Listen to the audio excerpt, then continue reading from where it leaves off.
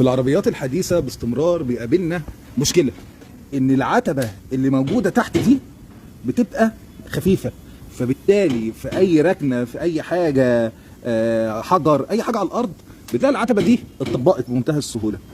ولكن هنا هم عملوا حل تاني عشان خاطر يتخلصوا من المشكله دي اثناء عمليه السمكره، فصلوا العتبه. هندسه ليه فصلتوا العتبه؟ استاذ احمد مساء الخير على حضرتك ومساء الخير على متابعينك الكرام.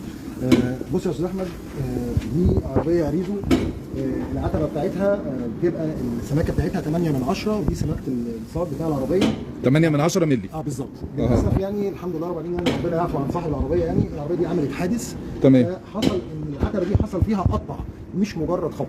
حلو. حصل فيها قطع، فكان قدامنا حل من الاثنين، يا اما احنا هنجيب العتبه من التوكيل ونركبها، يا اما هنروح نفصل العتبه. احنا اخترنا الخيار الاصعب، ان احنا نفصل العتبه، لان حضرتك لو بصيت هو مش هيبان التفاصيل، وده من جوده الشغل، ان العتبه دي متفصله من الجزء ده لحد الجزء ده.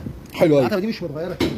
ليه احنا فصلنا العتبه؟ احنا استخدمنا صاج 1 مللي، وده بتبقى الصلابه بتاعته اقوى بكتير من العتبه الاصليه، فبالتالي هتكون بعد كده في الاحتكاك اثناء السير هتكون قوه التصادم مع الصاج هتكون اقوى، هتبقى افضل يعني. بالظبط.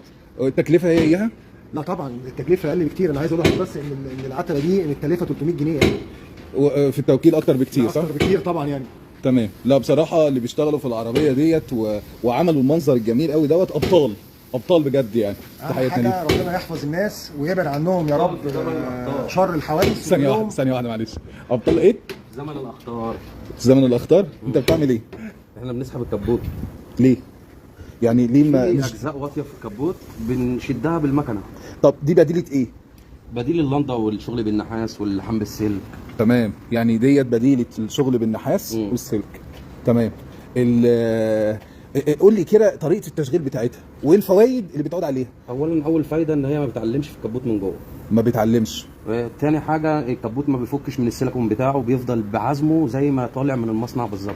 يعني انت عشان خاطر تشتغل باللمبه تمام بالشغل العادي بيفك عزم الكبوت، فمضطر ان انت تفك الكبوت عن بعضه، العظمه عن الكبوت، فبالتالي بيضعف معاك لما تيجي تركبه. طبعا بيسيب اثر في الكبوت، بيديلوش نفس العزم، فاكنك اصلا شغال على البارد يعني. بالظبط. هو ده ما بيعلمش في الكبوت من جوه. احنا شادين بالمكنه اهو دلوقتي. العربيه دي اتصورت قبل كده وقالوا عليها اللي هي الكبوت بتاعها مستحيل يتصلح، لازم يتغير. اهو الكبوت قدام عينيهم اهو وشايفينه، الشغل زي ما انت شايف اهو، كل حاجه بترجع تاني زي ما كان.